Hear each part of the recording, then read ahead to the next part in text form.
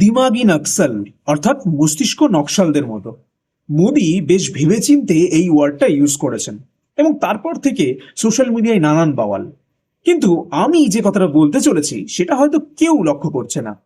এটা যে জেনজির আন্দোলনটা হলো, মোদিজি ধর্মেন্দ্র প্রধানকে তো সরিয়ে দিলেন, কিন্তু এখনো মোদিজি একটা ডিলেমার মধ্যে বসবাস করছেন যে গোটাটাই একটা বামপন্থী ষড়যন্ত্র। বিভিন্ন সময় মোদির বিরুদ্ধে যারা আন্দোলন করেছেন তাদেরকে মোদি একটা বাক্সের মধ্যে আটকে দিতে চায়। ফার্মার প্রোটেস্টের সময় বলা হয়েছিল এরা আসল ফার্মার নয়, বিদেশ থেকে এদের সাহায্য করা হচ্ছে, এরা গরিব নয়, এরা বড় লোক। সেরকমই এবার যখন জেনজিরা আন্দোলন করেছে, এটা তো অস্বীকার করা যাবে না যে বামপন্থী সমস্ত সংগঠনগুলো তাদেরকে সাপোর্ট করেছে ওপেনলি, মানে তাদের মঞ্চেই ছিল।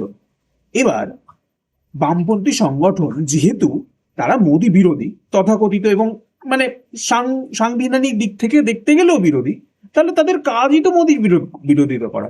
এবং এই যে যারা ককরোচ জনতা পার্টি উঠে এলো, এদেরও তো একটা পলিটিক্যাল সাপোর্ট পেলে ভালোই হয়, কারণ পলিটিক্যাল প্রেশারটা দরকার হয় মোদির মতো এমন একজন স্ট্রং মানুষকে সরানোর জন্য, বা তাকে এইটুকু বোঝানোর জন্য যে আপনার ভুলটা ভুল।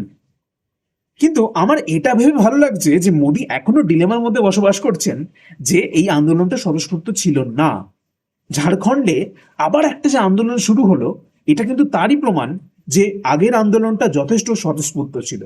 তারপরে গিয়ে আপনি দাগিয়ে দিতেই পারেন অমুক ছিল, তমুক ছিল, তমুক ছিল না, অমুক ছিল। প্রত্যেকবার বিভিন্ন সময় বিজেপি যারা ভক্ত আছে তারা এই যেই মোদির বিরোধিতা করুক তাদের একটা বাক্সের মধ্যে ফেলে দেওয়ার চেষ্টা করে এবং চেষ্টা করে যাতে পুরোপুরি ইগনোর করে দেওয়া যায়।